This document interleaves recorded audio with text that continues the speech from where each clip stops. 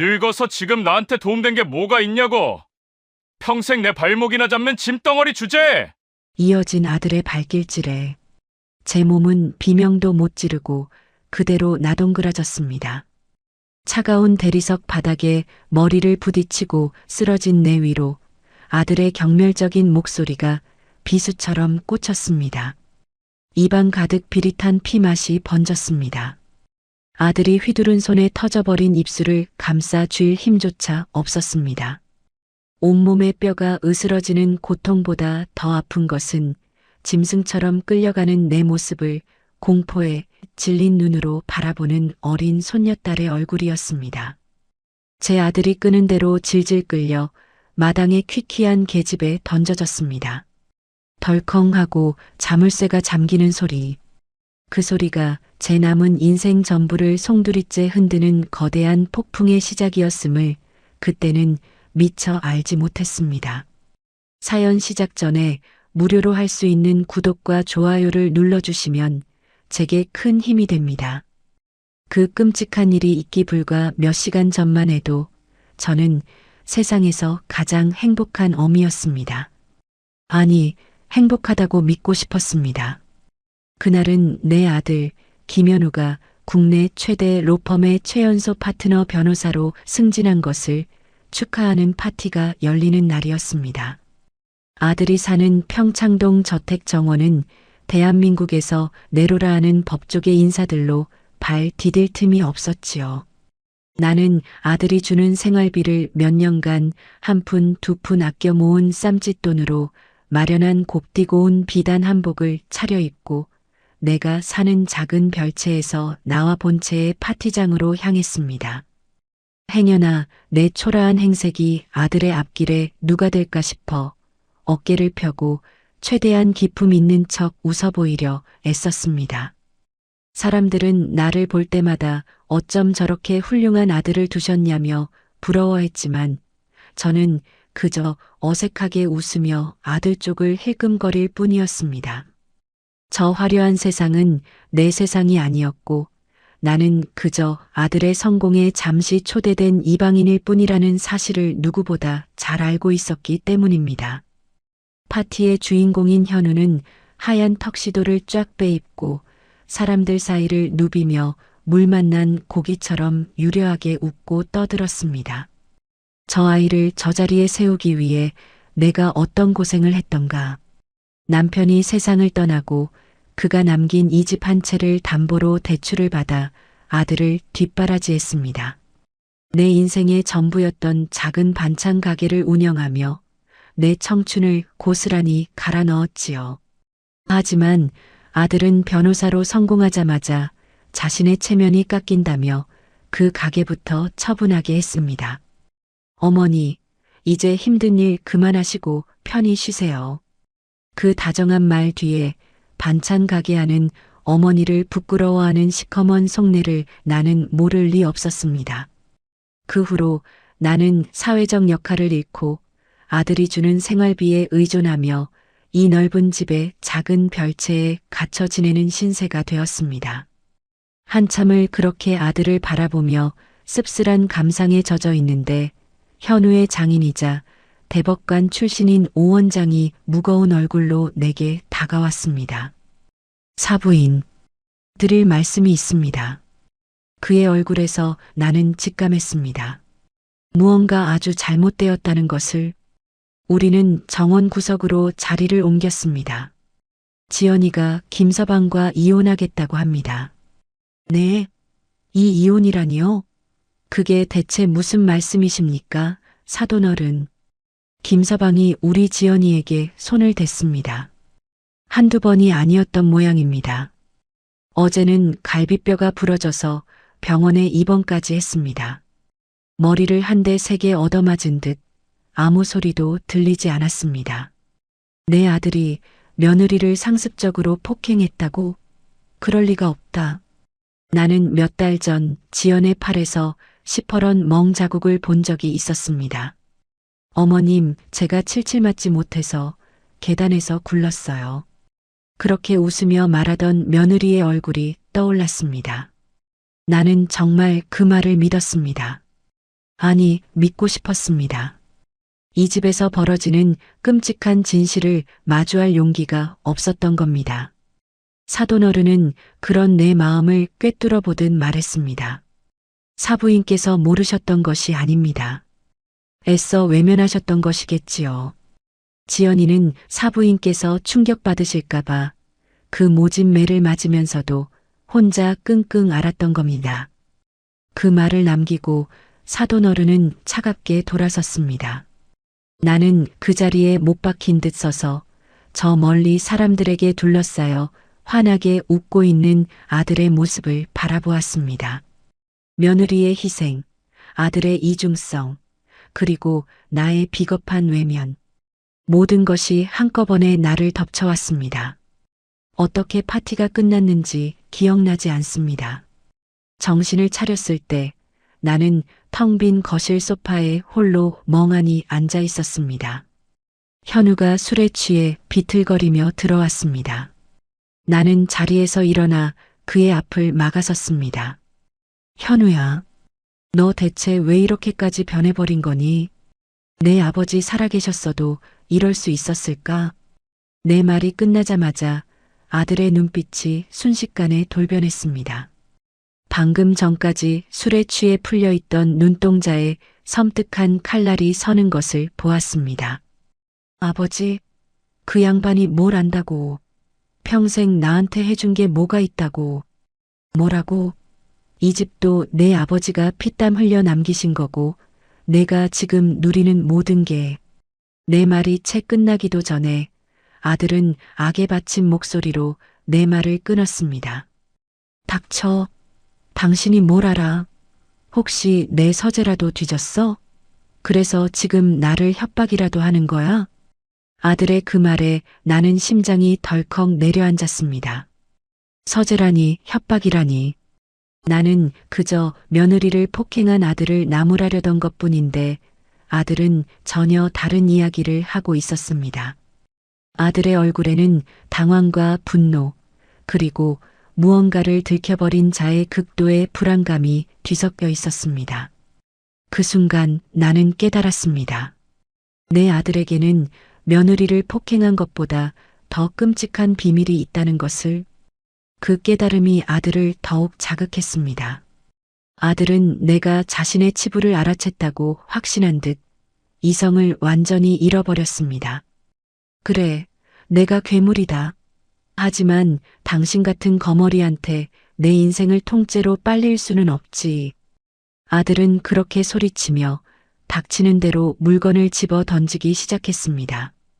값비싼 크리스털 잔이 바닥에 떨어져 산산조각이 나고 액자가 깨져나갔습니다. 그리고 그의 분노는 마침내 모든 것을 알아버렸다고 오해한 나를 향했습니다. 그날 밤 나는 평생 잊지 못할 지옥을 경험했습니다. 아들의 분노가 잦아들었을 때 내 몸은 만신창이가 되어 있었습니다. 하지만 아들은 거기서 멈추지 않았습니다. 의식을 잃어가는 나를 그는 짐승처럼 마당으로 끌고 나갔습니다. 그리고 그날 아들의 성공을 축하하던 화려한 저택에서 나는 한낱 짐승보다 못한 존재가 되어 차가운 계집에 갇히게 되었습니다. 어둠 속에서 나는 생각했습니다.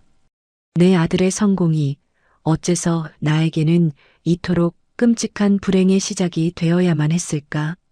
무엇이 어디서부터 잘못된 것이었을까? 끝없는 질문만이 맴도는 절망의 밤이었습니다. 차가운 흙바닥의 냉기가 등골을 타고 올라와 온몸을 마비시키는 것 같았습니다. 퀴퀴한 곰팡내와 짐승의 채취가 뒤섞인 역한 냄새에 숨이 막혔습니다. 한때 우리 가족이었던 늙은 개가 살다 죽어나간 그곳에서 나는 내 아들에 의해 짐승처럼 버려졌습니다. 아, 내가 낳고 기른 아들이 나에게 이런 짓을. 차라리 꿈이었으면 좋겠다고 몇 번이나 생각했지만 뺨을 스치는 차가운 밤 공기와 온몸을 옥죄는 통증이 이것이 지독한 현실임을 일깨워 주었습니다. 얼마나 지났을까? 굳게 닫힌 계집 문틈으로 작은 그림자가 어른거렸습니다. 어린 손녀 유나였습니다. 아이는 울음을 삼키느라 작게 들썩이는 어깨를 하고 제 작은 손에 든 우유 한 팩과 빵 봉지를 문틈으로 밀어 넣었습니다. 할머니 이거라도.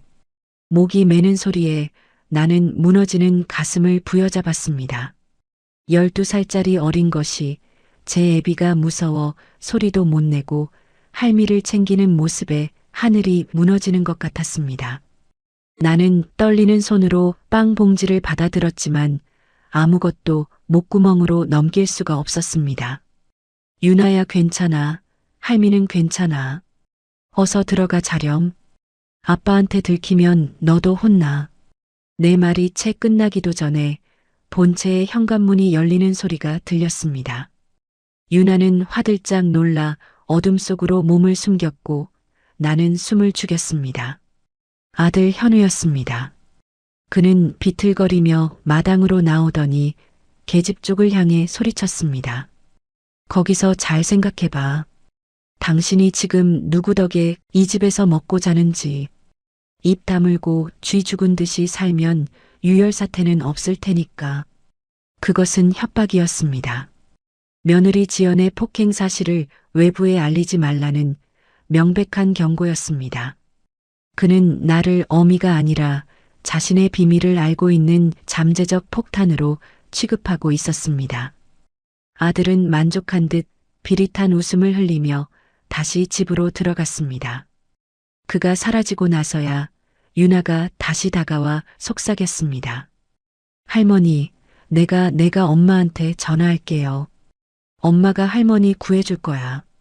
안 돼, 유나야. 절대 안 돼. 나는 나도 모르게 비명을 질렀습니다. 며느리 지연은 이미 제 몸 하나 건사하기 힘든 상태였습니다. 이런 상황에서 섣불리 지연을 끌어들였다가는 아들의 분노가 며느리에게로 향할 것이 불보듯 뻔했습니다. 그리고 무엇보다 내 치부를, 내 아들이 나를 이렇게 만들었다는 사실을 며느리에게 알리고 싶지 않았습니다. 마지막 남은 어미로서의 구차한 자존심이었습니다. 제발 아무것도 하지 마, 유나야. 할미 말 들어. 응? 간절한 내 부탁에 유나는 결국 울음을 터뜨리며 고개를 끄덕였습니다. 나는 뜬 눈으로 밤을 새웠습니다. 온몸의 통증보다 내 새끼가 괴물로 변해버렸다는 사실이 더 고통스러웠습니다. 다음 날 아침 믿을 수 없는 일이 일어났습니다. 현우는 마치 어젯밤의 일이 꿈이었다는 듯 멀쩡한 얼굴로 내 별채로 찾아왔습니다. 그는 내 손에 약 봉투와 따뜻한 전복죽이 담긴 그릇을 들려주며 너무나도 다정한 목소리로 말했습니다. 어머니, 어제는 제가 술에 취해 실수가 많았습니다. 속상하시더라도 아들이 사과하니 부디 용서해 주세요. 나는 할 말을 잃었습니다. 그의 얼굴에서는 어젯밤의 광기라고는 찾아볼 수 없었습니다. 오직 걱정 가득한 아들의 얼굴만이 있을 뿐이었습니다. 소름이 끼쳤습니다. 이 아이의 진짜 얼굴은 대체 무엇일까? 그는 내가 자신의 범죄를 묵인하는 대가로 이런 가식적인 친절을 베풀고 있는 것이었습니다. 나를 완벽하게 통제하고 길들이려는 것이었습니다. 나는 아무 말 없이 그가 주는 죽을 받아 먹었습니다. 저항할 힘도 의지도 없었습니다. 내가 할 수 있는 것은 오직 수능뿐이었습니다. 내가 입을 여는 순간 아들의 분노가 어디로 튈지 알 수 없었기 때문입니다. 그날 이후 내 삶은 완벽한 감옥이 되었습니다. 현우는 아침 저녁으로 내 별채에 들러 내 안부를 확인했고 주말에는 보양식을 사와 함께 밥을 먹자고 했습니다. 겉으로 보기에는 세상에 둘도 없는 효자였습니다. 하지만 나는 알고 있었습니다. 그의 다정한 눈빛 뒤에 숨겨진 서늘한 감시의 눈길을. 그는 내가 외부와 접촉하는지 며느리나 사돈댁에 연락하는지를 철저히 감시하고 있었습니다. 며느리 지연은 병원에서 퇴원한 후 친정으로 가버렸고 집에는 현우와 나와 유나 단 3사람만 남았습니다. 집안의 공기는 살얼음판처럼 위태로웠습니다. 유나는 아빠의 눈치를 보느라 말수가 극도로 줄었고 나는 아들의 감시 속에서 숨막히는 하루하루를 보냈습니다. 그러던 어느 날 사건이 터졌습니다.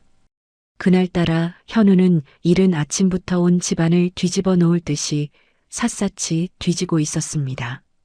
그의 얼굴은 평소의 냉정함을 잃고 무언가에 극도로 쫓기는 사람처럼 창백하게 질려 있었습니다. 그는 닥치는 대로 서랍을 열고 책을 쏟아내며 무언가를 찾고 있었습니다. 나는 불안한 마음에 조심스럽게 물었습니다. 현우야, 뭘 그렇게 찾니? 내 말에 현우가 획 돌아보았습니다. 그의 눈은 의심과 분노로 이글거리고 있었습니다. 내 서재, 들어온 적 있어요? 서재라니, 내 허락 없이는 본체에 가지도 않는 거 알지 않니? 정말이에요? 정말 본 적 없어? 현우는 나를 다그치며 한 발짝 다가왔습니다. 나는 뒷걸음질 치며 간신히 대답했습니다. 그래, 정말이다. 대체 뭘 잃어버렸기에 그러니? 장부네 장부가 사라졌어. 장부? 나는 그가 말하는 장부가 무엇인지 알 수 없었습니다. 하지만 그 단어를 내뱉는 아들의 얼굴에 스친 극도의 공포를 보고 나는 그것이 보통 물건이 아님을 직감했습니다. 아들은 미친 사람처럼 제 머리를 뜯으며 중얼거렸습니다. 없어, 어디에도 없어. 그게 없으면 나는 끝장이야. 혼잣말을 하던 아들의 시선이 문득 나에게로 향했습니다. 그 눈빛은 지난번 나를 폭행했을 때와 같은 모든 것을 의심하고 파괴하려는 광기로 가득 차 있었습니다. 그는 천천히 내게 다가오며 얼음장같이 차가운 목소리로 말했습니다. 어머니, 정말 당신이 아니에요? 현우야, 내 뒤를 캐고 다니는 건 아니냐, 이 말입니다. 나를 협박해서 돈이라도 뜯어내려고, 당신이 내 인생을 망치려고 작정했어? 무슨 소리니 그게. 내가 왜 내 인생을 망쳐. 나는 내 엄마야. 나는 억울함에 소리쳤습니다. 하지만 내 외침은 아들에게 닿지 않았습니다. 아들의 머릿속은 이미 어머니가 내 장부를 훔쳤다는 망상으로 가득 차 있었습니다. 그는 내 팔을 거칠게 움켜쥐고 나를 벽으로 밀어붙였습니다. 솔직히 말해. 어디다 숨겼어? 말하지 않으면 지난번처럼 계집에서 끝날 줄 알아. 나는 공포에 질려 부들부들 떨었습니다. 지난밤의 끔찍한 기억이 온몸을 덮쳐왔습니다. 아니라고, 나는 아무것도 모른다고 말해야 했지만 입술이 떨어지지 않았습니다. 내 아들이, 내가 낳은 자식이 이제는 나를 도둑으로 몰며 다시 나를 해치려 하고 있었습니다. 그의 소나기 힘이 점점 더 강해지고 숨이 막혀왔습니다.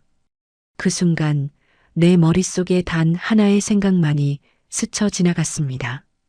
여기서 벗어나야 한다. 이대로 있다가는 정말 죽을지도 모른다. 하지만 어떻게? 내 힘으로는 이 괴물을 당해낼 수 없었습니다. 절망이 내 목을 조여오는 그 순간 나는 보았습니다. 문틈으로 겁에 질린 채 이쪽을 바라보는 손녀 유나의 얼굴을, 그리고 그 아이의 손에 작은 핸드폰이 들려 있는 것을. 말해. 내 장부 어디다 숨겼어? 아들의 눈은 더 이상 인간의 것이 아니었습니다. 자신의 비밀을 지키기 위해 어미마저 해치려는 이성을 잃은 맹수의 눈이었습니다. 나는 공포에 질려 뒷걸음질 쳤지만 등 뒤의 차가운 벽이 더 이상의 도망을 허락하지 않았습니다.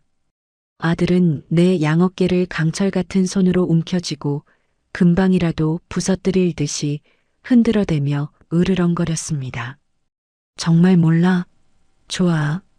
모른다면 알게 해주지. 내 물건에 손 떼면 어떻게 되는지 뼈저리게 느끼게 해주겠어. 아들은 그렇게 말하며 나를 거실 바닥에 그대로 내동댕이 쳤습니다. 쿵 하는 소리와 함께 머리를 부딪혔고 눈앞에서 별이 번쩍이는 것 같았습니다. 희미해져가는 의식 속에서 나는 보았습니다. 아들이 거실 한쪽에 놓인 골프채를 집어드는 것을, 그가 골프를 시작했다며 신이 나서 자랑하던 아버지가 물려주신 유품이라고 거짓말까지 했던 바로 그 골프채였습니다. 현우야, 안 돼, 제발. 내 애원이 닿기도 전에 서늘한 쇳덩이가 내 다리를 향해 날아들었습니다. 으하는 비명과 함께 정강이뼈가 부서져 내리는 듯한 극심한 고통이 온몸을 관통했습니다. 나는 바닥을 구르며 신음했지만 아들의 폭력은 멈추지 않았습니다. 등, 어깨, 팔 닥치는 대로 골프채를 휘둘렀습니다. 한때는 세상을 다 가진 듯 자랑스러웠던 내 아들이 이제는 나를 죽이려 하고 있었습니다. 얼마나 맞았을까? 온몸에 감각이 무뎌지고 고통조차 느껴지지 않을 무렵이었습니다. 아들은 거친 숨을 몰아쉬며 골프채를 집어 던지더니 내 머리채를 휘어잡고 질질 끌기 시작했습니다. 카펫, 대리석 바닥, 그리고 차가운 흙마당을 지나는 동안 내 몸은 무력하게 끌려갔습니다. 내가 있어야 할 자리는 여기가 아니야. 내 분수에 딱 맞는 곳으로 보내주지. 아들은 나를 마당 구석에 있는 낡은 계집 안으로 던져 넣었습니다. 그리고는 밖에서 둔탁한 소리와 함께 자물쇠를 잠가버렸습니다. 덜컹. 그 소리는 내 남은 인생에 대한 사형 선고처럼 들렸습니다. 어둠 속에서 나는 웅크린 채 가쁜 숨을 몰아쉬었습니다. 온몸이 부서질 듯 아팠지만 그보다 더한 절망이 나를 짓눌렀습니다. 나는 이제 완벽히 끝났다고 생각했습니다. 이대로 이 어둡고 축축한 곳에서 아무도 모르게 죽어갈 것이라고. 아들을 괴물로 키운 죄, 그 죗값을 이렇게 치르는 것이라고. 모든 것을 포기하고 눈을 감으려던 바로 그 순간이었습니다. 계집 문틈의 작은 구멍으로 무언가 반짝이는 것이 보였습니다. 내 손녀 유나의 눈물이었습니다. 아이는 소리도 내지 못한 채 두 손으로 입을 틀어막고 하염없이 눈물만 흘리고 있었습니다. 그 작은 어깨가 온 세상을 짊어진 듯 위태롭게 떨리고 있었습니다. 그 순간 내 안에서 무언가 툭하고 끊어지는 소리가 났습니다. 나 자신은 포기할 수 있어도 저 아이는 아니었습니다. 내가 여기서 이대로 무너지면 저 여린 아이는 어떻게 되는가. 제 아비에게 어미를 빼앗기고 이제는 할미마저 잃게 할 수는 없었습니다. 저 아이를 위해서라도 나는 살아야만 했습니다. 유나야. 나는 쥐어짜는 목소리로 손녀를 불렀습니다. 유나는 화들짝 놀라며 내 쪽으로 다가왔습니다. 할머니, 할머니. 유나야, 할미 좀 도와줘. 전화 좀. 나는 떨리는 손으로 문틈을 가리키며 말했습니다. 하지만 유나는 고개를 저었습니다. 아이의 얼굴에는 공포가 가득했습니다. 아빠에 대한 공포. 안 돼, 할머니. 아빠가 알면 아빠가 할머니를 정말 죽일지도 몰라. 알아. 하지만 이대로 있으면 정말 죽어. 유나야, 할미는 괜찮아. 하지만 너는 여기서 살면 안 돼. 이런 괴물 옆에서 살게 할 수는 없어. 제발 엄마한테 전화해. 엄마한테. 나는 애원했습니다. 내 말이 끝나자 유나는 한참을 망설였습니다. 아빠에 대한 공포와 할머니를 구해야 한다는 마음 사이에서 작은 아이는 필사적으로 갈등하고 있었습니다. 그러다 문득 유나의 눈빛이 변했습니다. 아이는 굳게 결심한 듯 입술을 깨물며 고개를 끄덕였습니다. 알았어, 할머니. 내가 할게. 유나는 그렇게 말하고는 품속에서 작은 핸드폰을 꺼내 들었습니다. 할머니인 내가 사준 낡은 핸드폰이었습니다. 아이는 떨리는 손가락으로 익숙하게 번호를 눌렀습니다. 그것은 112도 119도 아니었습니다. 아이의 핸드폰 단축번호 1번에 저장된 이름, 엄마. 바로 내 며느리 오지연이었습니다. 유나는 숨을 죽이고 신호가 가기만을 기다렸습니다. 뚜뚜 단조로운 신호음이 이 지옥 같은 정적 속에서 너무나도 크게 울리는 것 같았습니다. 제발 제발 받아라. 나는 간절히 기도했습니다. 아들이 눈치채기 전에 이 전화가 연결되어야만 했습니다. 얼마나 지났을까? 전화기 너머에서 마침내 익숙한 목소리가 들려왔습니다. 여보세요? 유나야? 며느리 지연의 목소리였습니다. 그 목소리를 듣는 순간 유나는 참았던 울음을 터뜨리며 다급하게 외쳤습니다. 엄마, 엄마, 빨리 와줘. 아빠가 할머니를. 유나의 절박한 외침이 굳게 닫힌 계집의 문틈을 넘어 내 남은 인생을 구원할 단 하나의 동아줄이 되어 어둠 속으로 울려 퍼지고 있었습니다. 전화기 너머로 들려오는 딸아이의 절규 섞인 목소리. 그 순간 대한민국 최고의 검사 오지연의 세상은 무너져 내렸습니다. 그러나 그녀는 무너지지 않았습니다. 슬픔과 분노가 온몸을 집어삼키기 전에 그녀의 머리는 이미 냉철하게 움직이고 있었습니다. 전 남편 김현우의 폭력성을 누구보다 잘 아는 그녀였기에 지금이 총각을 다투는 위급 상황임을 직감한 것입니다. 유나야, 침착하게 들어. 지금부터 엄마가 시키는 대로만 하는 거야. 아빠한테 절대 들키지 말고 내 방 옷장 가장 깊숙한 곳에 숨어 있어. 그리고 무슨 일이 있어도 절대 나오면 안 돼. 알겠지? 지연은 떨리는 딸을 안정시킨 후 곧바로 다음 전화를 걸었습니다. 상대는 그녀의 사법연수원 동기의 형님이자 현재 경찰청의 심장부인 수사국을 책임지고 있는 경찰청장이었습니다. 청장님, 저 오지연입니다. 지금 제 딸이 위험합니다. 존속 폭행 및 감금, 살인미수 사건입니다. 평창동 김현우 변호사 자택입니다. 가용 가능한 모든 경력, 특히 경찰특공대 SWAT의 즉각적인 투입을 긴급 요청합니다.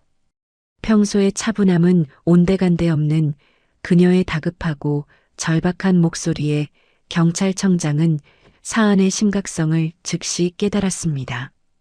대법관의 사위이자 스타 변호사인 김현우, 그리고 그를 고발하는 검사 안에 이것은 단순한 가정폭력 사건이 아니었습니다. 오 부장, 진정하게. 5분 내로 현장 포위 완료하겠네. 자네는 걱정 말고 현장 근처에서 대기하게. 그 시각 저는 칠흑 같은 계집 안에서 희미하게 들려오는 사이렌 소리를 듣고 있었습니다. 처음에는 환청인 줄 알았습니다. 하지만 소리는 점점 더 가까워졌고 이내 여러 대의 차량이 급정거하는 소리와 함께 저택 전체가 소란스러워지기 시작했습니다. 본체에서 TV를 보고 있던 현우도 이상한 낌새를 눈치챘는지 욕설을 내뱉으며 마당으로 나왔습니다. 그리고 그 순간 현우는 자신의 눈을 의심해야만 했습니다. 저택의 높은 담벼락 위로 검은색 특수 전투복을 입고 자동소총으로 무장한 경찰특 공대원들이 소리 없이 넘어오고 있었습니다. 정문은 육중한 특수 차량에 의해 맥없이 부서져 내렸고 수십 개의 붉은 레이저 포인트가 일제히 현우의 가슴을 겨누었습니다. 움직이지 마. 움직이는 순간 발포한다. 한밤의 정막을 깨는 확성기 소리와 함께 현우의 저택은 순식간에 경찰 병력에 의해 완벽하게 포위되었습니다. 자신의 성공을 자축하던 파티의 무대였던 그곳이 이제는 자신이 주인공인 범죄 현장이 되어버린 것입니다. 현우는 믿을 수 없다는 듯 넋이 나간 얼굴로 주변을 둘러보았습니다. 이게 무슨 짓들이야. 내가 누군 줄 알고. 당장 총 안 치워. 현우가 고함을 치며 저항하려던 순간 특공대원 2명이 번개처럼 달려들어 그의 양팔을 꺾고 바닥에 무릎을 꿇렸습니다. 수갑이 채워지는 철컥하는 소리가 그가 그토록 자랑스러워했던 모든 것들이 끝났음을 알리는 신호탄 같았습니다. 모든 소란 속에서도 한 대원의 시선은 오직 한 곳, 마당 구석의 낡은 계집을 향하고 있었습니다. 그는 거대한 절단기를 이용해 녹슨 자물쇠를 단숨에 끊어냈습니다. 기익. 오랜만에 열리는 계집 문틈으로 한 줄기 빛이 쏟아져 들어왔습니다. 저는 눈을 가늘게 뜨며 조심스럽게 밖으로 기어 나왔습니다. 만신창이가 된 몸, 찢어진 옷, 핏자국과 흙먼지로 범벅이 된 몰골. 그 처참한 제 모습을 무릎 꿇린 채 고개를 든 아들 현우가 똑똑히 보았습니다. 아들의 눈이 경악으로 크게 흔들렸습니다. 자신의 비밀스러운 폭력이 가장 치욕스러운 방식으로 세상에 공개되는 순간이었습니다. 그는 자신의 완벽한 인생에 지울 수 없는 오점이 찍히는 소리를 들었을 것입니다. 어머니. 그가 경악에 찬 목소리로 나를 불렀지만 나는 아무 대답도 하지 않았습니다. 그저 멍하니 내 아들이자 나를 해친 원수가 법의 심판대 앞에 무력하게 무너지는 모습을 바라볼 뿐이었습니다. 한 여성 경찰관이 다가와 자신의 외투를 벗어 제 어깨를 감싸주었습니다. 그 온기에 저는 비로소 참았던 숨을 토해냈습니다. 살았구나. 정말 살았구나. 안도감과 함께 알 수 없는 눈물이 뺨을 타고 흘러내렸습니다. 그것은 슬픔의 눈물도 기쁨의 눈물도 아니었습니다. 내 인생 전체를 관통하는 회한과 서러움의 눈물이었습니다. 구급차에 실려 저택을 빠져나오는 길, 저는 차창 너머로 한 여인의 모습을 보았습니다. 굳게 입을 다문 채 이 모든 상황을 지휘하고 있는 내 며느리 오지연이었습니다. 그녀의 눈빛은 차갑게 불타고 있었지만 나를 바라보는 그 순간만큼은 슬픔과 안타까움으로 희미하게 떨리고 있었습니다. 병원으로 향하는 구급차 안에서 저는 생각했습니다. 나는 이제 어떻게 되는 것일까? 내 아들은 저 지옥 같은 집을 벗어났지만 앞으로 나를 기다리는 것은 또 어떤 세상일까? 모든 것이 혼란스럽고 두려웠습니다. 하지만 한 가지는 분명했습니다. 제 남은 인생 전부를 송두리째 흔드는 거대한 폭풍은 이제 막 시작되었다는 것을. 하얀 병실의 천장은 끝없는 사막처럼 막막하게만 느껴졌습니다. 소독약 냄새가 코를 찔렀고 팔다리를 옴짝달싹할 때마다 온몸의 뼈마디가 비명을 질렀습니다. 의사는 전치 8주 판정을 내렸습니다.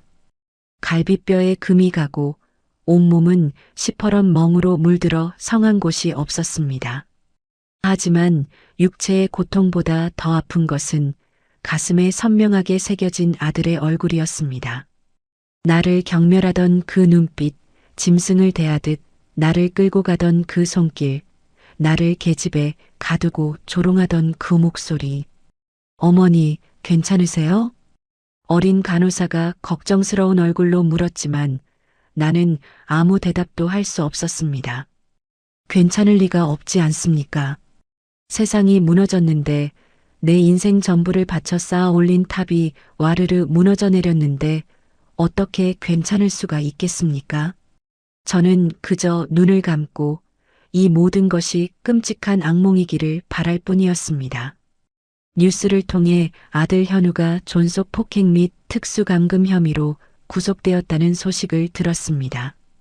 대한민국 최고의 스타 변호사가 한순간에 페르나로 전락하는 순간이었습니다. 사람들은 아들을 향해 손가락질하며 돌을 던졌지만 이상하게도 내 마음은 전혀 후련하지 않았습니다. 오히려 돌멩이 하나하나가 내 가슴에 날아와 박히는 것처럼 아팠습니다. 저 아이를 괴물로 만든 것은 결국 나 자신이 아니었던가. 나의 맹목적인 사랑과 희생이 아들을 저렇게 만든 것이 아닌가. 죄책감이 독사처럼 다리를 틀고 내 심장을 조여왔습니다. 그렇게 며칠을 시체처럼 누워 지내던 어느 날 오후였습니다. 병실 문이 조용히 열리고 한 여인이 들어왔습니다. 몇 년은 좋게 늙어버린 듯 수척하고 창백한 얼굴. 내 며느리 오지연이었습니다. 어머님. 지연은 내 침대 옆으로 다가와 멍으로 얼룩진 내 손을 보며 끝내 참았던 눈물을 터뜨렸습니다. 그 작은 어깨가 가늘게 떨리는 것을 보며 나는 차마 그녀의 얼굴을 마주 볼 수가 없었습니다. 이 모든 비극의 시작은 어쩌면 아들의 폭력을 애써 외면했던 내 비겁함 때문이었으니까요. 미안하다 세아가. 내가 진작 알았어야 했는데. 내 목소리는 갈라지고 떨렸습니다. 지연은 흐느끼며 고개를 저었습니다. 아니에요, 어머님. 어머님은 아무 잘못 없으세요. 제가 더 일찍 말씀드렸어야 했는데 어머님 충격받으실까봐 혼자 어떻게든 버텨보면 괜찮아질 거라고 그렇게 미련한 생각을 했어요. 정말 죄송해요, 어머님. 지연은 내 손 위로 뜨거운 눈물을 쏟아냈습니다. 그제야 나는 알 수 있었습니다. 며느리가 그동안 얼마나 끔찍한 지옥 속에서 나를 지키기 위해 홀로 외로운 싸움을 해왔는지를. 팔에 있던 시퍼런 멍, 계단에서 굴렀다는 어색한 변명, 아프다며 친정에 가 있던 수많은 날들. 모든 조각들이 맞춰지며 내 심장은 칼로 도려내는 듯한 아픔을 느꼈습니다. 나는 내 아들의 죄뿐만 아니라 며느리의 고통을 방관한 죄까지 짊어지고 있었던 것입니다. 일어나 세아가. 고개 들어라. 나는 간신히 몸을 일으켜 지연의 어깨를 감싸 안았습니다. 품에 안긴 며느리의 몸은 마른 나뭇가지처럼 가늘고 약했습니다. 이제 다 괜찮다. 다 괜찮아. 이 못난 시어미가 너무 늦게 알아서 미안하다. 우리는 한참을 그렇게 부둥켜 안고 울었습니다. 그것은 시어머니와 며느리의 눈물이 아니었습니다. 한 남자에게 배신당하고 상처 입은 두 여인이 서로의 상처를 보듬고 위로하는 연대의 눈물이었습니다. 한참 후 눈물을 그친 지연이 결심한 듯 단단한 목소리로 말했습니다. 어머님, 저는 이제 더 이상 김연우라는 사람의 아내도 피해자도 아닙니다. 저는 대한민국 검사 오지연입니다. 그리고 지금부터 제 모든 것을 걸고 그 사람을 법의 심판대에 세울 겁니다. 어머님을 폭행한 죄, 저를 유린한 죄, 그리고 법을 기만하고 돈을 탐한 모든 죄까지 단 하나도 빠짐없이 값을 치르게 할 겁니다. 그녀의 눈빛은 더 이상 슬픔에 젖어 있지 않았습니다. 복수와 단죄를 향한 냉철하고 강인한 검사의 눈빛으로 불타고 있었습니다. 나는 그 눈빛을 보며 비로소 깨달았습니다. 내가 해야 할 일이 무엇인지를. 세아가. 네, 어머님. 나는 내 아들을 내 손으로 단죄할 자신이 없다. 아무리 그놈이 밉고 원망스러워도 내 배 아파 낳은 자식인데 나는 못해. 그러니 내가 해다오. 나는 떨리는 손으로 내 품속 깊이 간직하고 있던 것을 꺼냈습니다. 남편이 죽기 전 내게 남긴 낡은 만년필이었습니다. 이걸 내 시아버지의 유언을 집행하는 변호사에게 전해주렴. 그 안에 모든 것이 들어있다. 내 남편이 우리 현우 아버지가 혹시 모를 만약을 위해 남겨둔 마지막 장치다. 지연은 의아한 얼굴로 만년필을 받아들었습니다. 나는 이어서 말했습니다. 그리고 이것은 내가 너에게 주는 칼자루다. 그 칼로 내 아들놈의 가장 아픈 곳을 베어내어라. 그놈이 평생을 바쳐 이룬 모든 것을 하나도 남김없이 빼앗아 오너라.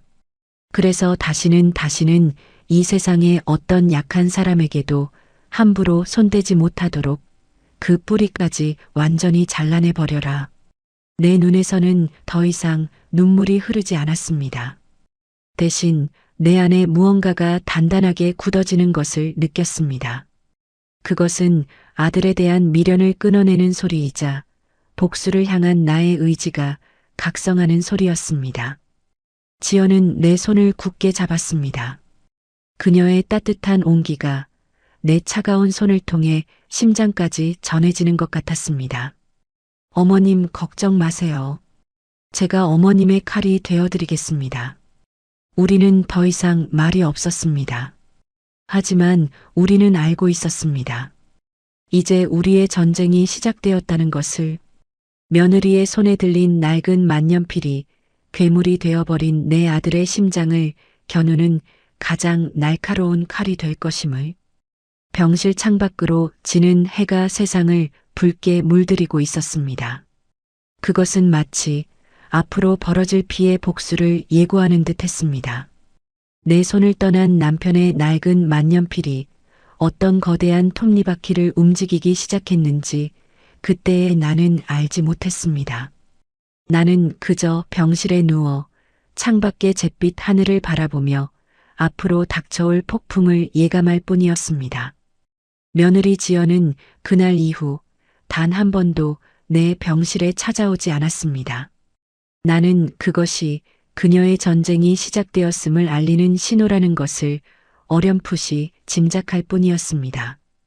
그리고 폭풍은 내가 생각했던 것보다 훨씬 더 빠르고 거세게 몰아치기 시작했습니다. 구치소에 수감된 아들 현우는 대한민국 최고의 변호사답게 자신의 변호인단을 꾸려 금방이라도 풀려날 것처럼 기세등등했습니다. 그는 언론을 통해 어머니와의 사소한 다툼이 있었을 뿐 모든 것은 오해라며 뻔뻔한 거짓말을 늘어놓았습니다. 그의 변호인단 역시 피해자인 어머니가 처벌을 원하지 않는다는 점을 부각하며 구속이 과하다는 여론을 만들어내기 시작했습니다. 하지만 현우의 바람은 지연의 첫 번째 공격에 의해 산산조각이 났습니다. 지연은 자신이 직접 검토하고 서명한 남편 김현우에 대한 접근금지 가처분 신청서와 이혼 소장을 법원에 제출했습니다. 소장에는 그동안 현우가 저질렀던 상습적인 폭행의 날짜와 시간, 상해진단서, 그리고 부서진 가구와 핏자국이 낭자한 집안 사진까지 모든 증거가 낱낱이 담겨 있었습니다. 그리고 가장 결정적인 한 방. 지연은 나 박순자를 법정 대리인으로 내세워 아들 김현우에 대한 전 재산 가압류 신청을 동시에 진행했습니다. 이제 법적으로 나는 아들의 처벌을 원하는 피해자이자 그의 재산을 묶어버린 채권자가 된 것입니다. 아들이 그토록 자랑스러워했던 평창동 저택, 최고급 외제차, 수십억 원의 예금까지 그의 모든 것이 하루아침에 동결되었습니다. 현우는 구치소에서 이 소식을 듣고 길길이 날뛰었다고 합니다. 오지연, 이 미친 여자가 감히 내 돈에 손을 대? 어머니를 앞세워서 당장 내 변호사 불러. 아니, 오지연, 그 여자를 당장 내 앞으로 데려와. 하지만 그의 분노는 이제 시작될 거대한 몰락의 서곡에 불과했습니다. 지연의 두 번째 공격은 현우의 심장부, 그가 평생을 바쳐 올라간 로펌을 향했습니다. 그녀는 로펌 대표에게 김현우 변호사의 품위유지 의무 위반 및 불법 비자금 조성 의혹에 대한 진정서를 제출했습니다. 진정서에는 현우가 나를 폭행하며 자신의 비밀 장부를 언급했다는 내 증언이 포함되어 있었습니다. 로펌은 발칵 뒤집혔습니다. 존속 폭행이라는 패륜적 범죄만으로도 회사의 명예가 실추될 판에 파트너, 변호사의 불법 비자금 의혹까지 터져나온 것입니다. 로펌은 즉시 긴급 회의를 소집하여 김현우 변호사에 대한 징계위원회를 구성하고 그의 모든 직무를 정지시켰습니다. 한때는 최연소 파트너로 모두의 부러움을 샀던 그는 이제 회사에서 퇴출당할 위기에 놓인 범죄자로 낙인 찍혔습니다. 나는 이 모든 소식을 병실 TV를 통해 접했습니다.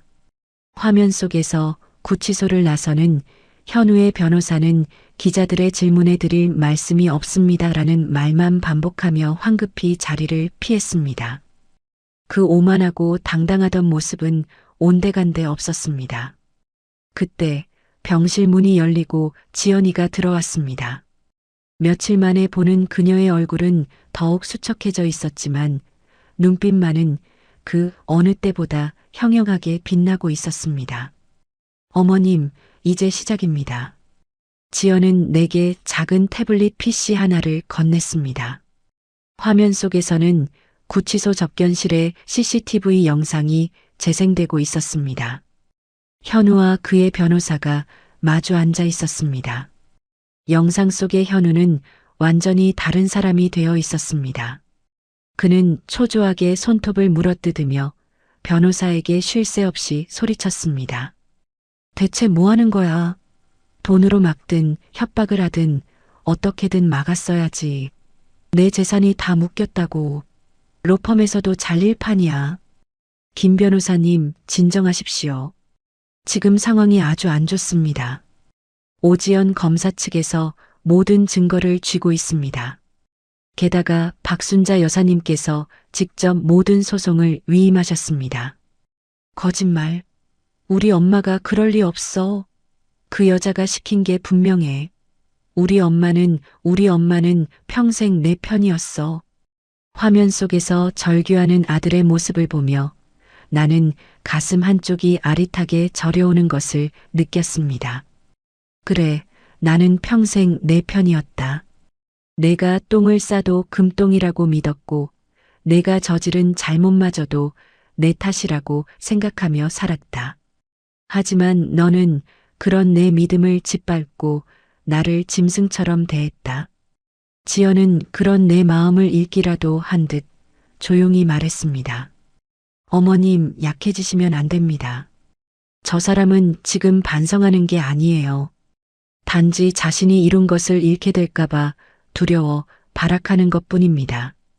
그녀의 말이 맞았습니다. 아들은 단 한 번도 내 안부를 묻거나 자신의 잘못을 뉘우치지 않았습니다. 오직 자신의 돈과 명예만을 걱정할 뿐이었습니다. 다음은 뭘 할 생각이니? 나는 떨리는 목소리로 물었습니다. 지연은 태블릿 PC를 끄며 차가운 목소리로 대답했습니다. 그 사람의 숨겨진 돈, 그 검은 돈의 출처를 밝혀낼 겁니다. 어머님께서 말씀하신 비밀 장부 반드시 찾아낼 겁니다. 그리고 지연은 잠시 말을 끊고 내 눈을 똑바로 바라보며 말했습니다. 어머님께서 제게 주신 만년필, 이제 그 만년필을 쓸 시간이 된 것 같습니다. 나는 숨을 삼켰습니다. 남편의 유언, 모든 것을 빼앗을 수 있는 마지막 칼날. 지연은 마침내 그 칼을 뽑아들기로 결심한 것입니다. 그렇게 되면 현우는 정말 모든 것을 잃게 된다. 평생을 감옥에서 썩게 될지도 몰라. 네. 그게 바로 그 사람이 받아야 할 죗값입니다. 지연의 목소리에는 한치의 망설임도 없었습니다. 나는 더 이상 아무 말도 하지 않았습니다. 이것은 이제 돌이킬 수 없는 전쟁이었습니다. 그리고 그 전쟁의 끝에서 내 아들은 어떤 모습으로 서 있게 될까? 그는 과연 자신의 잘못을 깨닫고 반성하게 될까? 아니면 모든 것을 잃은 분노로 더욱 끔찍한 괴물이 되어 나를 원망하게 될까? 알 수 없는 불안감이 엄습했지만 나는 고개를 저었습니다. 이미 주사위는 던져졌습니다. 그리고 나는 내 며느리가 내 또 다른 딸이 이기는 것을 지켜볼 것입니다. 그것이 내 아들에게 내리는 가장 가혹하고도 자비로운 형벌이 될 것이라고 그렇게 믿기로 했습니다. 2달이라는 시간이 흘렀습니다. 부러진 뼈는 더디게 붙었고 온몸을 뒤덮었던 시퍼런 멍 자국도 옅은 흔적만을 남긴 채 사라져갔습니다.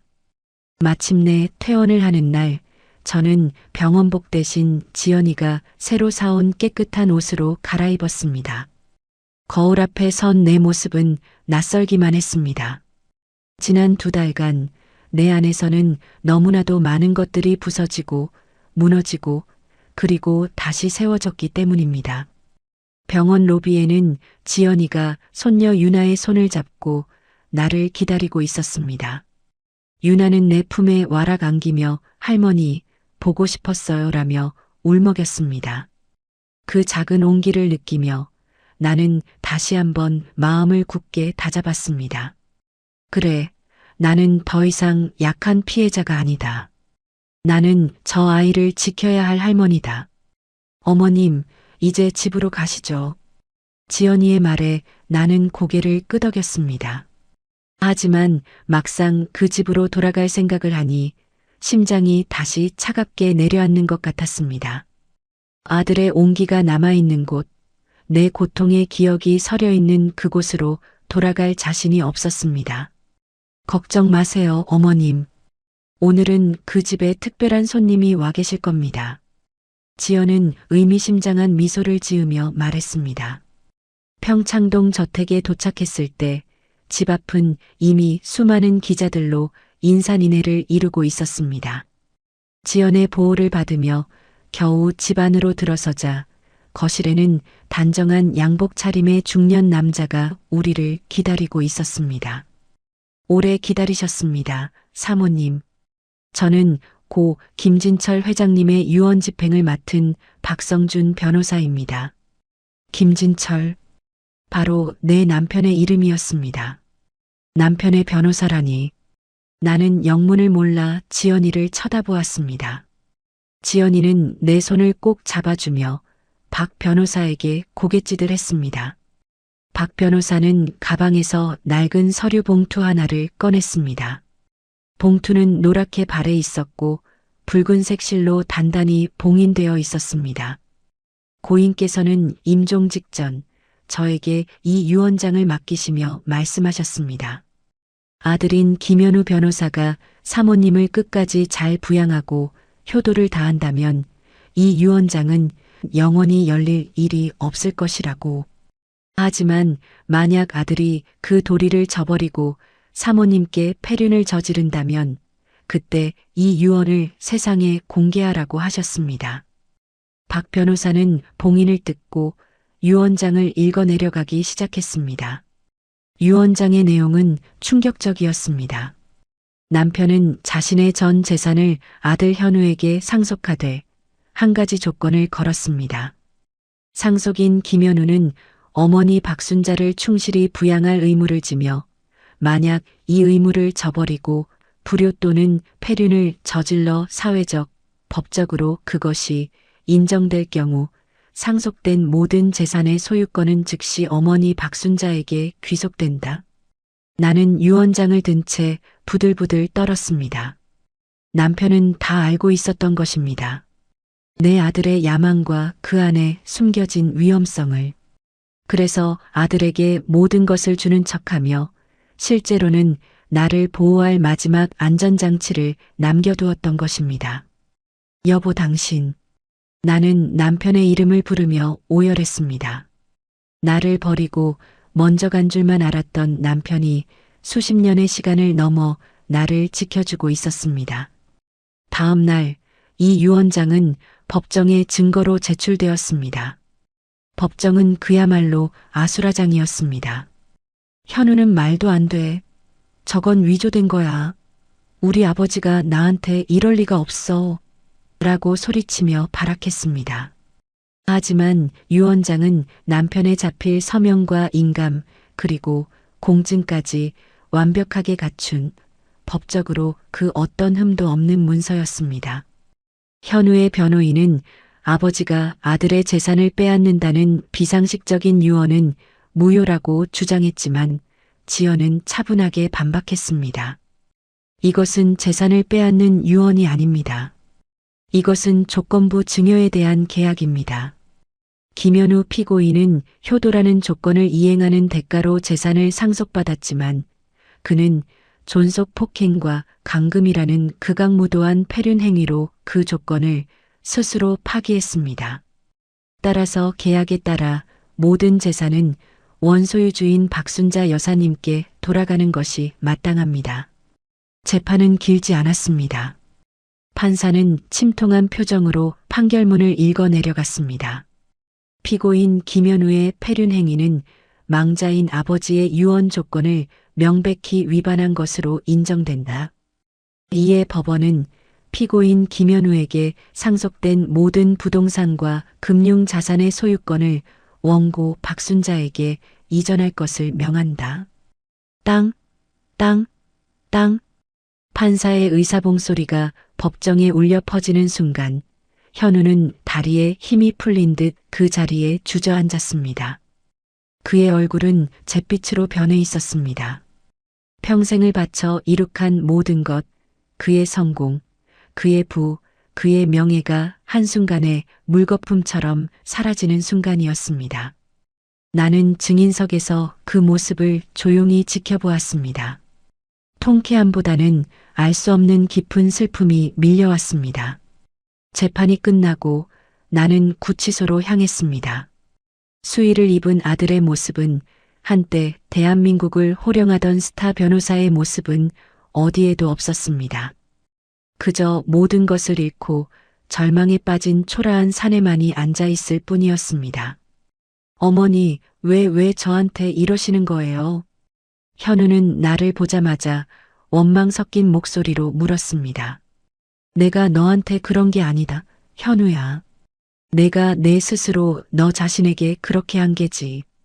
그리고 내 아버지가 하늘에서 너를 심판하신 게다. 나는 담담하게 말했습니다. 이제 이 집은 내 것이다. 내가 그토록 자랑스러워했던 그 집 말이다. 너는 내가 저지른 죗값을 그 차가운 감옥에서 평생 치르거라. 그리고 나는 내가 버린 그 집에서 내가 버린 내 딸과 함께 내 인생을 다시 살아갈 것이다. 그 말을 끝으로 나는 자리에서 일어났습니다. 뒤에서 아들의 절규하는 소리가 들려왔지만 나는 단 한 번도 뒤돌아보지 않았습니다. 모든 것이 끝났고 모든 것이 다시 시작되고 있었습니다. 나는 과연 저 집에서 행복해질 수 있을까? 내 손으로 아들을 무너뜨린 나는 남은 인생을 웃으며 살아갈 수 있을 것인가? 차가운 복도를 걸어 나오며 나는 스스로에게 끝없이 되묻고 있었습니다. 평창동 저택에 아침 햇살이 쏟아져 내렸습니다. 한때는 아들의 성공을 비추던 눈부신 빛이었지만 이제는 나와 내 며느리 그리고 내 손녀를 위한 따스한 온기가 되었습니다. 나는 다시 주인이 된 그 집의 주방에서 정성껏 아침 식사를 준비했습니다. 보글보글 끓는 된장찌개 냄새, 고소한 생선 굽는 냄새가 집 안가득 퍼져나갔습니다. 이것은 내가 수십 년간 꿈꿔왔지만 단 한 번도 누려보지 못했던 평범하고도 소중한 일상이었습니다. 어머님, 굿모닝이에요. 할머니, 좋은 아침. 검사로서의 무거운 짐을 잠시 내려놓고 환하게 웃는 지연이와 지난 몇 달간의 상처를 딛고 조금씩 밝아지고 있는 유나. 우리는 식탁에 마주 앉아 여느 평범한 가족처럼 웃고 떠들며 아침을 먹었습니다. 아들이 없는 집은 놀랍게도 너무나 평화로웠습니다. 퇴원 후 나는 지연이의 도움을 받아 심리 상담을 받기 시작했습니다. 상담사는 내 안의 깊은 상처와 아들에 대한 애증, 그리고 나 자신에 대한 죄책감을 하나씩 꺼내 보듬어 주었습니다. 나는 내가 아들을 괴물로 키웠다는 죄책감에서 벗어나 나 역시 아들의 또 다른 피해자였음을 인정하게 되었습니다. 그리고 내가 진정으로 해야 할 일은 과거에 얽매여 후회하는 것이 아니라 남은 내 인생을 온전히 나 자신을 위해 살아가는 것임을 깨닫게 되었습니다. 나는 남편이 남긴 재산의 일부로 내 이름으로 된 작은 재단을 만들었습니다. 가정폭력으로 고통받는 여성과 아이들을 돕는 재단이었습니다. 내가 닫아야 했던 그 작은 반찬 가게의 정신을 더 크고 의미 있는 방식으로 이어나가고 싶었습니다. 지연이는 내 뜻을 존중해 주었고 재단의 법률 자문을 맡아 든든한 조력자가 되어 주었습니다. 모든 것이 제자리를 찾아가는 것 같았습니다. 하지만 어둠은 우리가 보지 못하는 가장 깊은 곳에 웅크리고 있었습니다. 아들 현우의 항소심 마지막 재판이 열리는 날이었습니다. 지연이는 나에게 법정에 가지 않아도 된다고 했지만 나는 가야만 했습니다. 내 눈으로 직접 이 모든 비극의 끝을 확인하고 싶었습니다. 초췌한 모습으로 피고인석에 선 아들은 마지막 최후 진술의 기회를 얻었습니다. 나는 혹시나 하는 마음에 아들이 마지막 순간에는 진심으로 뉘우치고 반성하는 모습을 보여주기를 바랐습니다. 하지만 내 마지막 기대는 아들의 첫마디에 의해 무참히 박살났습니다. 존경하는 재판장님, 저는 억울합니다. 저는 단 한 번도 제 어머니를 해하려 한 적이 없습니다. 이 모든 것은 제 아내인 오지연 검사와 제 어머니가 제 재산을 탐내어 꾸민 거대한 음모입니다. 법정은 순식간에 술렁였습니다. 아들은 눈물까지 흘리며 자신이 얼마나 효자였는지 그리고 어머니를 위해 얼마나 헌신했는지를 열변했습니다. 심지어 자신이 어머니를 계집에 가둔 것은 치매 증상이 있는 어머니가 밖으로 나가지 못하도록 보호하기 위한 어쩔 수 없는 조치였다고 주장했습니다. 나는 온몸의 피가 차갑게 식는 것을 느꼈습니다. 마지막 순간까지 그는 반성은커녕 모든 죄를 나와 며느리에게 뒤집어 씌우고 있었습니다. 그는 괴물이 된 것이 아니었습니다. 원래부터 괴물이었습니다. 내가 그것을 보지 못했을 뿐입니다. 결국 재판부는 현우의 주장을 받아들이지 않고 원심보다 더 무거운 형량을 선고했습니다. 모든 것을 잃고 수십 년의 세월을 감옥에서 보내게 된 아들은 법정 경위들에게 끌려나가며 나를 향해 악을 썼습니다. 내가 여기서 나가는 날 당신들을 절대로 가만두지 않겠어. 내 것을 되찾고 말 거야. 두고 봐. 그 저주 섞인 외침을 뒤로하고 법정을 빠져나오는데 지연이가 걱정스러운 얼굴로 내 손을 잡았습니다. 어머님, 괜찮으세요? 괜찮다. 이제 정말로 모든 게 끝났구나. 나는 그렇게 말하며 애써 웃어 보였습니다. 하지만 나는 알고 있었습니다. 아무것도 끝나지 않았다는 것을. 아들의 눈빛은 그저 모든 것을 잃은 자의 분노가 아니었습니다. 그것은 아직 마지막 패가 남아있다는 자의 섬뜩한 확신에 찬 눈빛이었습니다. 그날 밤 나는 잠을 이룰 수가 없었습니다. 아들의 마지막 눈빛이 뇌리에서 떠나지 않았습니다. 대체 무슨 생각을 하고 있는 걸까? 무슨 꿍꿍이가 더 남은 걸까? 불안한 마음으로 뒤척이는데 옆방에서 유나의 작은 뒤척임 소리가 들려왔습니다. 나는 조심스럽게 유나의 방으로 향했습니다. 아이는 곤히 잠들어 있었습니다. 하지만 아이의 얼굴은 평온하지 않았습니다. 식은땀을 흘리며 무언가에 쫓기는 듯 미간을 찌푸리고 있었습니다. 그리고 잠꼬대처럼 작게 중얼거렸습니다. 잘못했어요. 아빠, 내가 잘못했어요. 나는 가슴이 철렁 내려앉았습니다. 유나는 그날의 충격에서 아직 벗어나지 못한 것이었습니다. 아빠가 할머니를 때리고 자신을 의심하던 그 끔찍한 기억이 아이의 무의식을 계속해서 괴롭히고 있었던 것입니다. 상담 치료를 받고 있었지만 아이의 상처는 생각보다 훨씬 더 깊었습니다. 나는 조용히 아이의 방을 나와 거실에 홀로 앉았습니다. 그리고 그때 나는 보고야 말았습니다. 유나의 책상 위에 놓인 작은 그림 일기장을. 아이의 허락 없이 보는 것은 나쁜 짓이라는 것을 알았지만 나는 이끌리듯 일기장을 펼쳐 들었습니다. 일기장의 내용은 충격적이었습니다. 아빠의 장부를 훔친 것은 나다. 아빠가 할머니를 의심하는 것이 무서워서 나는 장부를 아빠의 서재 가장 깊숙한 곳, 낡은 금고 안에 다시 넣어두었다. 아무도 모를 것이다. 나만 입을 다물면 된다.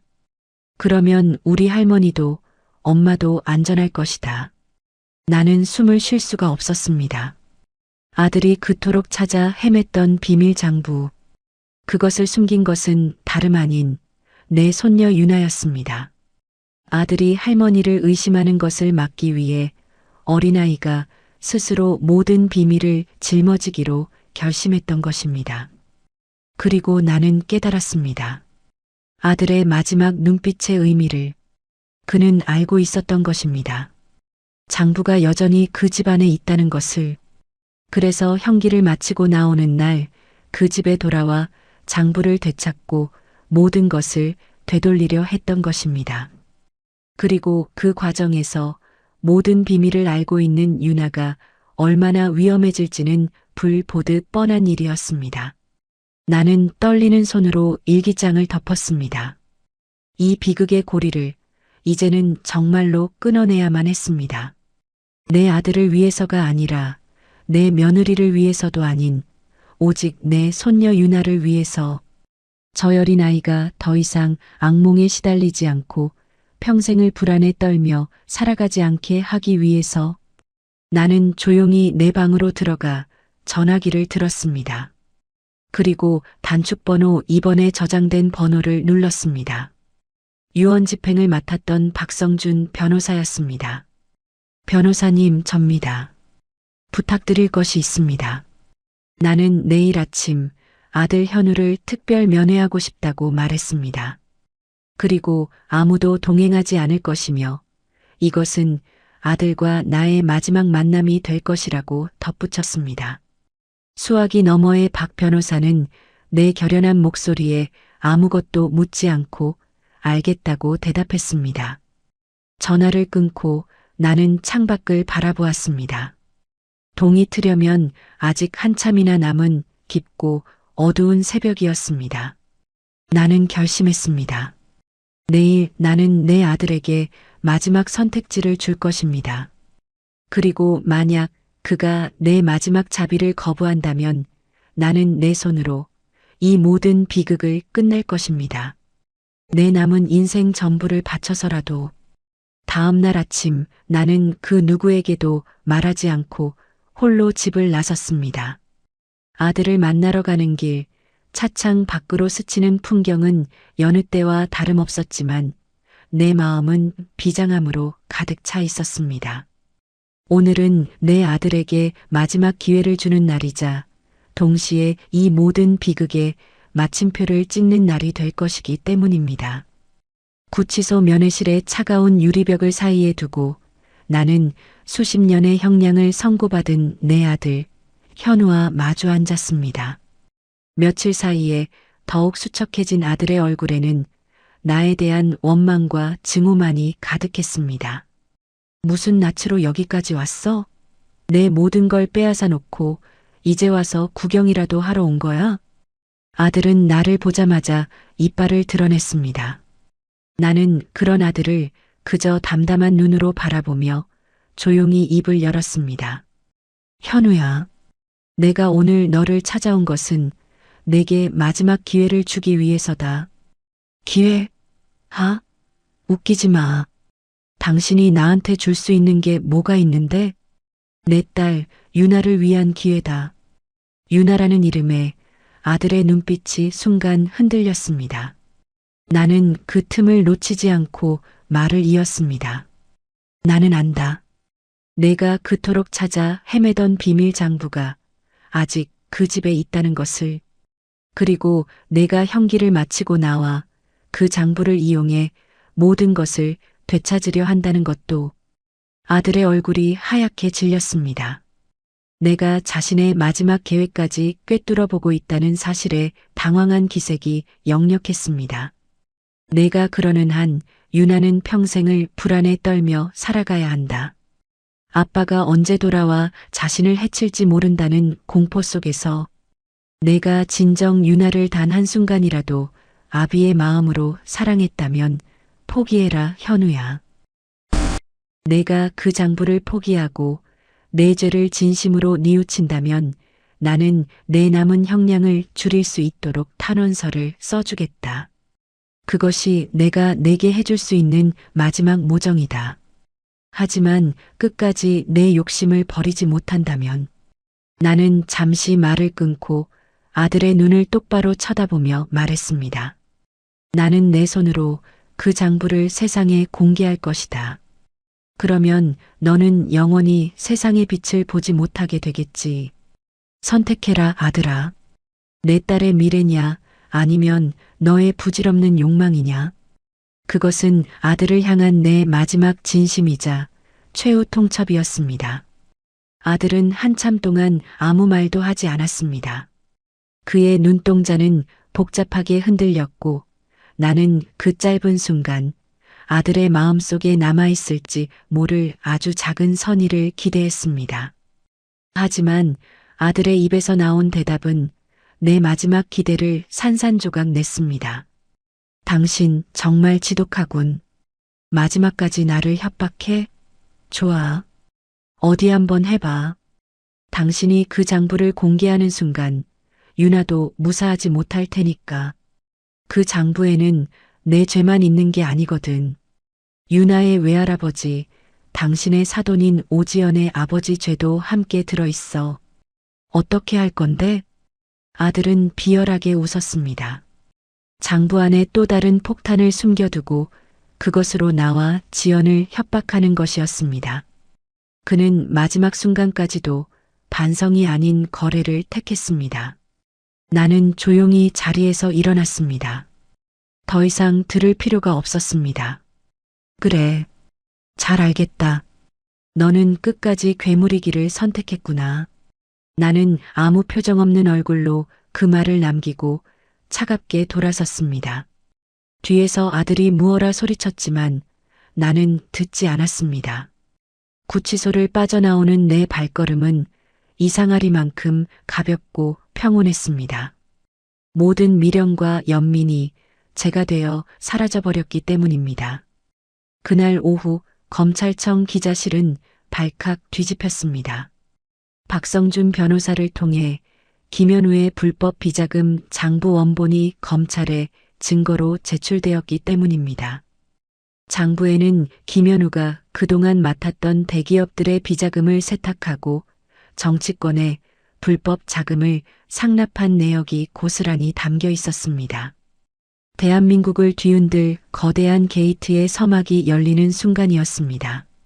그리고 장부의 마지막 장에는 아들이 말했던 대로 사돈어른이었던 오전 대법관이 과거 청탁과 함께 돈을 받은 정황이 기록되어 있었습니다. 하지만 지연이는 이 모든 것을 예상했다는 듯 아버지의 비리 의혹에 대한 철저한 수사를 검찰에 직접 요청했습니다. 그녀는 아버지의 죄를 덮는 대신 정의를 택한 것입니다. 결국 현우는 추가 기소되어 무기징역을 선고받았고 그와 결탁했던 수많은 정재계 인사들이 법의 심판을 받았습니다. 오전 대법관 역시 옷을 벗고 검찰의 조사를 받게 되었습니다. 모든 비극의 뿌리가 마침내 뽑혀나가는 순간이었습니다. 시간이 흘렀습니다. 평창동 저택에는 다시 평화가 찾아왔습니다. 나는 더 이상 어둠 속에서 울지 않았고 유나는 더 이상 악몽을 꾸지 않았습니다. 우리는 함께 정원을 가꾸고 함께 장을 보고 함께 웃었습니다. 지연이는 아버지의 일로 힘든 시간을 보냈지만 오히려 셔츠의 마지막 단추를 제대로 채운 듯 후련한 표정이었습니다. 우리는 서로의 상처를 보듬는 세상에서 가장 단단한 가족이 되었습니다. 어느 맑은 봄날 나는 유나의 손을 잡고 내가 운영하는 재단을 찾았습니다. 그곳에는 상처 입은 엄마와 아이들이 모여 서로를 위로하며 새로운 삶을 준비하고 있었습니다. 나는 그들에게 내가 직접 만든 따뜻한 반찬을 나누어 주며 그들의 손을 잡아주었습니다. 괜찮아요. 다 괜찮아질 거예요. 제가 옆에 있어 줄게요. 그 말을 하는 순간 나는 깨달았습니다. 길고 길었던 내 인생은 어쩌면 이 아이들의 손을 잡아주기 위한 과정이 아니었을까? 내 아픔과 상처가 다른 누군가의 상처를 보듬는 약이 될 수 있다는 것을 나는 더 이상 김현우의 어머니가 아니었습니다. 나는 가정폭력 피해자를 돕는 재단의 이사장이며 사랑하는 손녀의 할머니이고 든든한 며느리의 또 다른 어머니였습니다. 그리고 무엇보다 나는 온전한 나 자신, 박순자였습니다. 오랜 세월 자식의 이름 뒤에 가려져 있던 내 이름을 나는 비로소 되찾았습니다. 찢어졌던 편지는 다시 붙지 않았지만 그 조각들을 모아 새로운 그림을 만들 수는 있었습니다. 남겨진 국화 한 송이는 시들었지만 그 자리에서 새로운 씨앗이 돋아나 더 많은 꽃을 피워냈습니다. 여러분은 지금 누구의 이름으로 살아가고 있습니까? 당신의 삶이 오롯이 당신의 이름으로 빛나기를 나는 오늘 진심으로 기도합니다. 오늘 이야기는 한 어머니의 처절한 복수극을 통해 삐뚤어진 모성애와 탐욕이 한 인간과 가정을 어디까지 파괴할 수 있는지, 그리고 진정한 용서와 책임이 어떻게 우리를 자유롭게 하는지를 보여주고 있습니다. 우리 삶에는 후회로 얼룩진 순간들이 있기 마련입니다. 아들 현우처럼 돌이킬 수 없는 잘못을 저질렀을 수도 있고, 어머니 순자처럼 분노와 복수심에 사로잡혀 고통스러운 시간을 보냈을 수도 있습니다.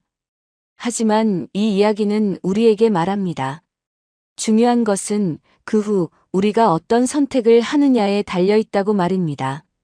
과거의 실수는 바꿀 수 없지만 미래를 향한 선택은 온전히 우리의 손에 달려 있으니까요.